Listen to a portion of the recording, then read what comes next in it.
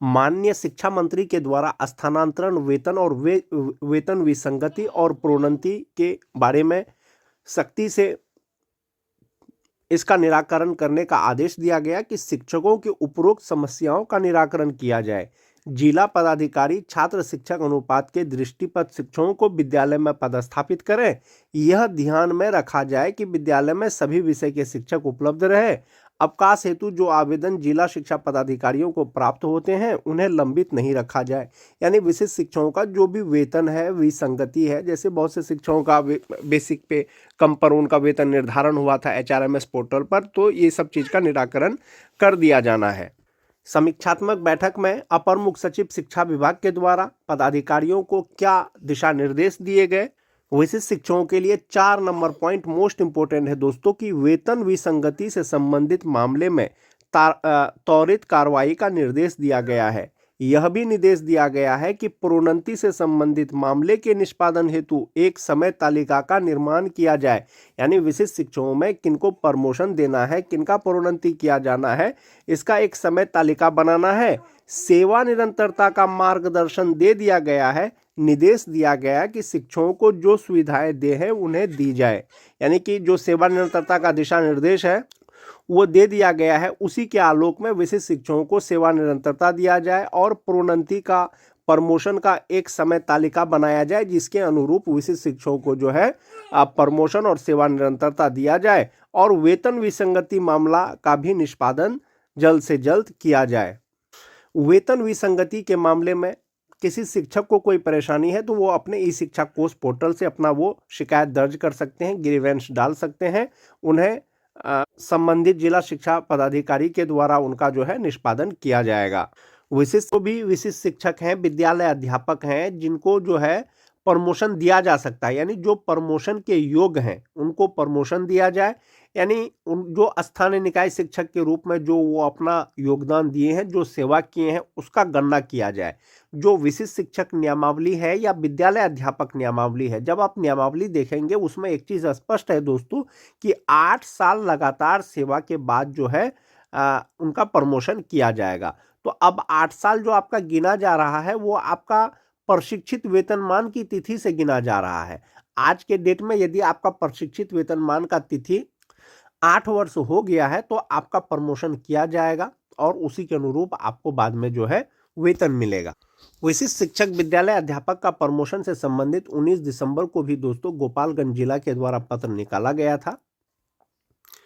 विद्यालय अध्यापक हो या विशिष्ट शिक्षक हो, जो प्रोन्नति का प्रोसेस है दोस्तों, जो रूल है वो सेम है। क्या है कि जो 1 to 5 के विशिष्ट शिक्षक का यदि प्रमोशन होगा तो वो 6 to 8 के विशिष्ट शिक्षक के रूप में होगा। 6 to 8 के विशिष्ट शिक्षक का यदि प्रमोशन होगा तो 6 to 8 के वरीय विशिष्ट शिक्षक बनेंगे। 9-10 के विशिष्ट शिक्षक का प्रमोशन होगा तो 11-12 के विशिष्ट शिक्षक बनेंगे और 11-12 के विशिष्ट शिक्षक का यदि प्रमोशन होगा तो 11-12 के वरीय विशिष्ट शिक्षक बनेंगे। और ये कब बनेंगे? लगातार 8 वर्ष सेवा के बाद बनेंगे। जैसे कि आपने कोई जो है सक्षमता 1 पास करके 1 जनवरी 2025 को वो विशिष्ट शिक्षक बना है तो वो 1 जनवरी 2033 को प्रमोशन के योग्य होते। लेकिन विभाग ने अब नियम बदल दिया है दोस्तों कि अब आपका जो सेवा का गणना किया जाएगा पहले का प्रशिक्षित वेतनमान की तिथि से। बहुत सारे शिक्षक ऐसे हैं दोस्तों जिनका प्रशिक्षण 2011-12 में हो गया होगा, 16-17 में हो गया होगा, तो तब से उनको प्रशिक्षित वेतनमान मिल रहा होगा। जिस तिथि से आपको प्रशिक्षित वेतनमान मिल रहा है उस तिथि से अभी तक यदि आपका 8 साल का सेवा का हो जाता है, ये वाला 8 साल जो नियमावली में दिया गया था, तो आपका प्रमोशन हो जाएगा। चाहे वो विशिष्ट शिक्षक हो, चाहे वो विद्यालय अध्यापक हो। जो 1 to 5 के शिक्षक का जो प्रमोशन होगा वो उपलब्ध रिक्तियों के अनुसार होगा। 6 to 8 का जो विशिष्ट शिक्षक या विद्यालय अध्यापक का प्रमोशन होगा तो वो अपने ही स्थान पे हो जाएगा। 9-10 के शिक्षक का 11-12 के शिक्षक के पद पर यदि प्रमोशन होगा तो उपलब्ध रिक्तियों के अनुसार होगा। 11-12 के शिक्षक का यदि प्रमोशन वरीय 11-12 के शिक्षक, विशिष्ट शिक्षक या विद्यालय अध्यापक के पद पर होता है तो वो अपने ही स्थान पर बन जाएंगे। तो इसी के अनुसार दोस्तों प्रमोशन किया जाएगा। अब आपका पहले का सेवा का गणना किया जा रहा है, यानी आपको सेवा निरंतरता तो दिया गया है लेकिन कहां पर दिया गया है? प्रमोशन में दिया गया है। एक ये चीज हो गया। दूसरा चीज है दोस्तों कि अधिकार के रूप में किसी भी प्रोन्नति का दावा आप नहीं कर पाएंगे। सभी प्रोन्नति उपलब्ध रिक्तियों के अधीन होगी और विभागीय नीतियों को ध्यान में रखते हुए की जाएगी। इसके अलावा सभी प्रोन्नति विभाग की प्रचलित नीति के अनुसार की जाएगी, अपेक्षित योग्यता सहित पात्रता के अधीन होगी। मोस्ट इंपोर्टेंट चीज है दोस्तों, प्रमोशन में अपेक्षित योग्यता और पात्रता के अधीन होगी। ये क्या चीज है आप ऐसे समझें, 1 to 5 के जो शिक्षक हैं बनने के लिए आपको सिंपल इंटर पास होना चाहिए, साथ ही साथ आपको ट्रेंड होना चाहिए। लेकिन स्नातक ग्रेड का शिक्षक बनने के लिए आपको ग्रेजुएट होना चाहिए, साथ ही साथ ट्रेंड होना चाहिए। तो 1 to 5 से 6 to 8 में जब आपका प्रमोशन होगा तो 6 to 8 के शिक्षक बनने की जो योग्यता है वो आपके पास होनी चाहिए, यानी आपको ग्रेजुएट होना चाहिए यदि आपको 6 to 8 के पद पर यदि आपको प्रमोशन दिया जाता है। 9-10 का शिक्षक बनने के लिए आपको ग्रेजुएट होना चाहिए, बीएड होना चाहिए, पात्रता को छोड़ करके ये होना चाहिए। और 11-12 का शिक्षक बनने के लिए पीजी होना चाहिए, यानी एमए, एमएससी, एमकॉम, साथ ही साथ बीएड वो होना चाहिए। तो जब 9-10 से आपका 11-12 में जब आपका प्रमोशन किया जाएगा तो 11-12 का शिक्षक बनने का जो योग्यता है वो आपके पास होना चाहिए, यानी आपके पास पीजी की डिग्री होना चाहिए, एमए, एमएससी, एमकॉम की डिग्री होना चाहिए। साथ ही साथ जो पात्रता है एस्टेट पास है वो होना चाहिए। 1 to 5 में 6 to 8 का बनेंगे तो उसमें भी आपको जो है पात्रता पास होना चाहिए। तो इस प्रकार से आपका प्रमोशन किया जाएगा। एक ये चीज हो गया। जब आपका प्रमोशन हो जाएगा, चाहे वो विद्यालय अध्यापक हो चाहे वो विशिष्ट शिक्षक हो, आपके बेसिक पे पर क्या प्रभाव पड़ेगा? ये जो सैलरी चार्ट आप देख रहे होंगे दोस्तों, सभी प्रकार के जो नियोजित शिक्षक हैं, सभी प्रकार के जो विशिष्ट शिक्षक हैं या नियोजित शिक्षक रहते हुए परीक्षा पास करने के बाद जो बीपीएससी शिक्षक बने हैं या विद्यालय अध्यापक बने हैं, उनका वेतन का गणना है। जहां तक बात शिक्षकों के वेतन का है दोस्तों, दो चीज आता है, एक आता है लेवल का, दूसरा आता है इंडेक्स का। दोनों अलग अलग चीज है दोस्तों। जो लेवल है, जो 1 to 5 के शिक्षक हैं, ये लेवल 3 है। जो स्नातक ग्रेड के होंगे तो वो लेवल 4 होगा। तो इसी तरह से सबका लेवल अलग अलग है। जहां तक बात इंडेक्स का है दोस्तों, इंडेक्स वो है कि आपका जो वेतन है, आपका जो बेसिक पे है, जो पे चार्ट है या जो आपका सैलरी का जो टेबल है, वो आपका जो बेसिक पे है वो कहां पर फिट आ रहा है, एक वो चीज है इंडेक्स। जो इंडेक्स की अगर बात करें दोस्तों, जो 2003 के शिक्षक हैं, अभी जो उनका बेसिक पे है वो 32,620 रुपया पे है। तो उनका जो इंडेक्स है वो इंडेक्स 10 है। जो 2003-5 के विशिष्ट शिक्षक हैं या जो नियोजित से परीक्षा पास करने के बाद बीपीएससी शिक्षक बन गए हैं। और जहां तक बात लेवल का है दोस्तों, इंडेक्स जो है सभी साल के जो शिक्षक हैं उसका अलग अलग इंडेक्स होगा। जो टीटी पास शिक्षक हैं, बेसिक पे 28,140 रुपया है तो इंडेक्स 5 होगा। जो 6-7 के शिक्षक हैं उनका 31,670 रुपया बेसिक पे है तो उनका इंडेक्स 9 होगा। जो 2003-5 के हैं वो 32,620 रुपया बेसिक पे है तो इंडेक्स 10 होगा। तो अलग अलग वर्ष में जो नियुक्त शिक्षक हैं दोस्तों, सबका इंडेक्स अलग अलग है। लेकिन अगर लेवल की बात करें, जो 1 to 5 के शिक्षक हैं किसी भी ग्रेड के, तो उनका लेवल जो है वो 3 का ही है। और जो 6 to 8 के हैं वो लेवल 4 हो जाएगा। तो इसी तरह से दोस्तों लेवल और इंडेक्स सभी प्रकार के शिक्षकों का निर्धारित है। जब आप नियोजित थे तो आपका लेवल कुछ और था। जो नियोजित शिक्षक हैं, जो अभी तक विशिष्ट या बीपीएससी नहीं बने हैं, उनको जो अभी वेतन मिल रहा है वो इंडेक्स 15 के अनुसार मिल रहा है। और ये जो इंडेक्स 15 है वो फिट आ रहा है, वो इंडेक्स 10 पे आ रहा है विशिष्ट शिक्षक या बीपीएससी शिक्षक का। तो इसी प्रकार से इसी के आधार पर जो है शिक्षकों को वेतन मिल रहा है। जहां तक बात 2003-5 के शिक्षकों का है दोस्तों, अगर विशिष्ट शिक्षक की बात करें या बीपीएससी शिक्षक की बात करें जो परीक्षा पास करने के बाद राज्यकर्मी बने हैं, तो इंडेक्स 10 के अनुसार जो वो बेसिक पे आता है दोस्तों वो 32,620 रुपया होता है। इसमें 58% डीए, 5% एचआरए, 1,000 मेडिकल जब आप लगाते हैं तो ग्रॉस सैलरी 61,357 रुपया होता है। इसमें से 12,370 रुपया उनका एनपीएस अकाउंट में जमा होता है और इनहैंड सैलरी जो मिल रहा है अभी वो 48,987 रुपया मिल रहा है। ये जो वेतन मिल रहा है दोस्तों, ये 58% डीए और 5% के आधार पर मिल रहा है। डीए जैसे ही बढ़ेगा तो आपका वेतन बढ़ेगा। तो ये विशिष्ट शिक्षक 2003-5 के तो हैं। तो कौन से शिक्षक हैं जो विशिष्ट शिक्षक बन गए हैं? सेम जो पे प्रोटेक्शन का लाभ बीपीएससी शिक्षकों को भी दिया गया है। यदि 3-5 के कोई शिक्षक हैं जो परीक्षा पास करने के बाद बीपीएससी शिक्षक बन गए हैं, तो पे प्रोटेक्शन के अनुसार यानी वेतन संरक्षण के अनुसार उनका भी बेसिक पे 32,620 रुपया है। और उनका भी जो है, जब उनका वेतन निर्धारण होगा एचआरएमएस पोर्टल पर जब अपडेट होगा, तो उनको भी 48,987 रुपया मिलेगा। और जैसा कि आप सभी जानते हैं दोस्तों, नियोजित शिक्षक हो या विशिष्ट शिक्षक हो, सभी प्रकार के शिक्षकों का प्रोन्नति का आदेश दे दिया गया है। तो 2003-5 के जो विशिष्ट शिक्षक हैं या बीपीएससी शिक्षक हैं, यदि इनका प्रोन्नति होता है तो इंडेक्स 10 में ही उनका बेसिक पे आएगा, तो उनका बेसिक पे 36,530 रुपया हो जाएगा 3-5 के शिक्षकों का। इसमें आप 58% डीए, 5% एचआरए, 1,000 मेडिकल लगाएंगे तो ग्रॉस सैलरी 68,594 रुपया होगा। इसमें से 13,852 रुपया उनका एनपीएस अकाउंट में जमा होगा और इनहैंड सैलरी हो जाएगा उनका 54,742 रुपया प्रोन्नति के बाद, जो विशिष्ट शिक्षक हैं 2003-5 के। और एक चीज आता है दोस्तों, सेवा निरंतरता।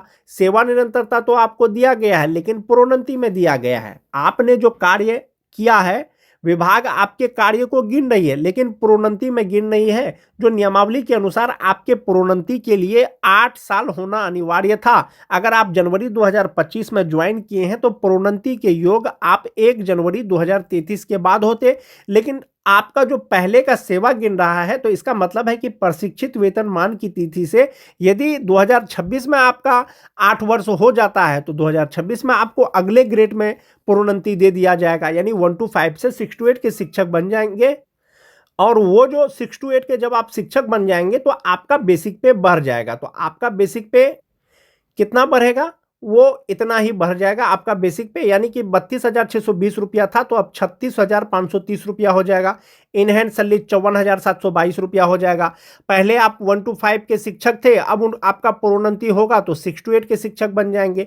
लेकिन जनरल रूप में तो सेवा निरंतरता नहीं दिया गया है। यदि जनरल रूप में सेवा निरंतरता दिया जाता तो ये 32,620 रुपया जो मूल वेतन है दोस्तों, ये 38,810 रुपया होता, यानी समस्थानिक इंडेक्स। ये 32,620 रुपया समस्थानिक इंडेक्स, यानी कि नियोजित रहते हुए इंडेक्स 16 के अनुसार जो आपको वेतन मिलता है, वो इंडेक्स 16 के अनुसार 37,810 रुपया मिल जाता। सेवा निरंतरता के बाद आपका प्रोन्नति नहीं होता। ऐसी स्थिति में आपका ग्रॉस सैलरी 70,965 रुपया होता और इनहैंड सैलरी 56,627 रुपया होता। जो अभी भी नियोजित हैं, यानी कि राज्यकर्मी नहीं बने हैं, ना ही तो विशिष्ट शिक्षक बने हैं, ना ही तो बीपीएससी शिक्षक बने हैं, 32,290 रुपया उनका बेसिक पे है 2026 में।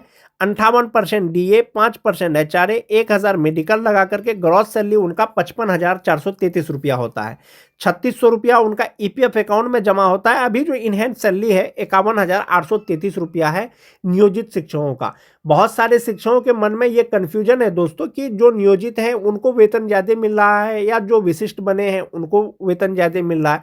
तो आप यहाँ पर इस चार्ट के माध्यम से देख सकते हैं कि जो नियोजित शिक्षक हैं 3-5 का, उनका जो ग्रॉस सैलरी होता है वो 55,433 रुपया होता है, जबकि जो विशिष्ट बन गए हैं वो 61,357 रुपया होता है। इनहैंड सैलरी 51,833 रुपया है, लेकिन विशिष्ट का 48,987 रुपया है। तो ये जो सैलरी का डिफरेंस है दोस्तों, ये 10,000 का आपको सैलरी का डिफरेंस आपको देखने को मिल सकता है। इसलिए करके कि जो फ्यूचर के लिए आपका जमा होता है वो 3,600 रुपया होता है नियोजित का, लेकिन विशिष्ट का 12,370 रुपया होता है। इस प्रकार से आपका प्रोन्नति हो अथवा नहीं हो, विशिष्ट शिक्षकों का वेतन नियोजित शिक्षकों के रिगार्डिंग ग्रॉस सैलरी के एतबार से दोस्तों वो ज्यादा है। ये 2003-5 के शिक्षकों का हो गया। जो 2006-7 के शिक्षक हैं, जो विशिष्ट शिक्षक हैं, उनका बेसिक पे 31,670 रुपया है, या जो बीपीएससी शिक्षक बने हैं नियोजित से, उनका भी 31,670 रुपया है। 58% डीए के अनुसार 18,369 रुपया होगा। 5% एचआरए के अनुसार 1,584 रुपया होगा। 1,000 रुपया मेडिकल होगा और 12,009 रुपया उनका एनपीएस अकाउंट में जमा होने के बाद जो इनहैंड सैलरी उनको मिलता है वो 47,589 रुपया होता है। प्रोन्नति का तो आदेश विभाग ने दे दिया है। ये जो 31,670 रुपया है दोस्तों, वो इंडेक्स 9 के अनुसार है। प्रोन्नति मिलेगा 1 to 5 से तो वो 6 to 8 के शिक्षक बनेंगे। और ये जो बेसिक पे है दोस्तों 31,670 से 35,470 रुपया हो जाएगा। इसमें जब आप 58% डीए जोड़ेंगे, 5% एचआरए जोड़ेंगे, 1,000 मेडिकल जोड़ेंगे तो ग्रॉस सैलरी 66,633 रुपया हो जाएगा। 13,450 रुपया उनका एनपीएस अकाउंट में जमा होने के बाद 53,180 रुपया हो जाएगा। लेकिन फिलहाल उनको मिल रहा है कितना, 47,589 रुपया है, प्रोन्नति हो जाएगा। जनरल रूप में सेवा निरंतरता नहीं दिया गया है। सेवा निरंतरता जनरल रूप में अगर मिलता तो 36,710 रुपया होता, और इसमें नुकसान ये होता कि दोस्तों कि आपका ग्रेड 1 to 5 भी रहता, लेकिन चूंकि प्रोन्नति हो रहा है तो आपका ग्रेड जो है वो चेंज हो जाएगा, वो 6 to 8 का ग्रेड हो जाएगा। जो 6-7 के शिक्षक अभी भी नियोजित हैं तो उनका बेसिक पे 31,340 रुपया है, और इसमें जब डीए एचआरए मेडिकल लगाएंगे तो ग्रॉस सैलरी 53,884 रुपया होता है। 3600 रुपया उनका ईपीएफ अकाउंट में जमा होता है। अभी जो इनहेंस सैलरी उनका 50,284 रुपया है। नियोजित का भी प्रोन्नति होगा, लेकिन कौन सा प्रोन्नति होगा दोस्तों, कालबद्ध प्रोन्नति होगा। यानी कि विशिष्ट शिक्षकों के प्रमोशन के लिए न्यूनतम प्रशिक्षित वेतनमान की तिथि से 8 वर्ष होना चाहिए, जबकि जो नियोजित शिक्षक हैं प्रशिक्षित वेतनमान की तिथि से या योगदान की तिथि से कम 12 वर्ष होना चाहिए। तो इनका जो बेसिक पे हो जाएगा वो 33,140 रुपया, वो 33,120 रुपया हो जाएगा स्नातक ग्रेड का। जो अभी वर्तमान का डीए है, एचआरए है, मेडिकल लगा करके ग्रॉस सैलरी 56,786 रुपया और इनहेंस सैलरी 53,186 रुपया हो जाएगा। ये अलग अलग है दोस्तों।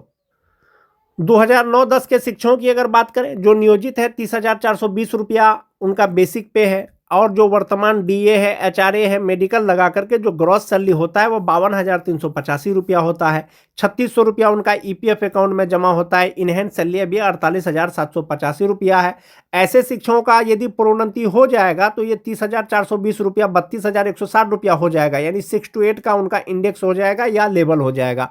इसमें 58% डीए 18,653 रुपया, 5% एचआरए 1,608 रुपया, 1,000 रुपया मेडिकल, और उनका भी ईपीएफ अकाउंट में 3600 रुपया जमा होगा। ग्रॉस सैलरी 55,221 रुपया, इनहेंस सैलरी 51,621 रुपया। और जो विशिष्ट बन गए हैं दोस्तों, पे प्रोटेक्शन के अनुसार या विशिष्ट शिक्षक के अनुसार जो वेतन संरक्षण के साथ में जो बेसिक पे होता है विशिष्ट या बीपीएससी का, वो 30,750 रुपया होता है। 58% डीए, 5% एचआरए, 1,000 मेडिकल लगा करके 11,660 रुपया इनका एनपीएस अकाउंट में जमा होगा, और ग्रॉस सैलरी 57,894 रुपया होता है, और इनहेंस सैलरी उनका है 46,234 रुपया। ये जो बेसिक पे है दोस्तों, ये इंडेक्स 8 पे फिट आता है वेतन संरक्षण या पे प्रोटेक्शन के अनुसार, चाहे तो विशिष्ट शिक्षक हो, चाहे तो बीपीएससी शिक्षक हो जो पहले नियोजित शिक्षक थे। और यदि इनका प्रोन्नति होता है लगातार 8 साल की सेवा के बाद, यानी प्रशिक्षित वेतनमान की तिथि से, तो उनका बेसिक पे 34,440 रुपया हो जाएगा। 58% डीए, 5% एचआरए, 1,000 मेडिकल लगा करके ग्रॉस सैलरी 64,725 रुपया, 13,060 रुपया एनपीएस अकाउंट में जमा होने के बाद जो इनहेंस सैलरी होगा उनका 51,665 रुपया हो जाएगा। यदि जनरल रूप में सेवा निरंतरता मिलेगा सबको, तो सबको जब सेवा निरंतरता मिलेगा तो समस्थानिक इंडेक्स हो जाएगा, जो अभी नहीं दिया गया है। आपको सेवा निरंतरता मिला है, आपका पहले का सेवा गिना गया है, लेकिन किसमें गिना गया है, प्रोन्नति में गिना गया है। तो जो 9-10 के शिक्षक है दोस्तों, नियोजित का जो अभी इनहेंस सैलरी है वो 47,785 रुपया है। जो विशिष्ट बन गए हैं 46,234 रुपया है। प्रमोशन होगा विशिष्ट रहते हुए 51,665 रुपया हो जाएगा। यदि नियोजित रहते हुए प्रमोशन होगा तो 51,621 रुपया हो जाएगा। इस प्रकार से आपके वेतन पर प्रभाव पड़ेगा जो अभी आपको मिल रहा है, या नियोजित या विशिष्ट का यदि प्रोन्नति हो जाता है।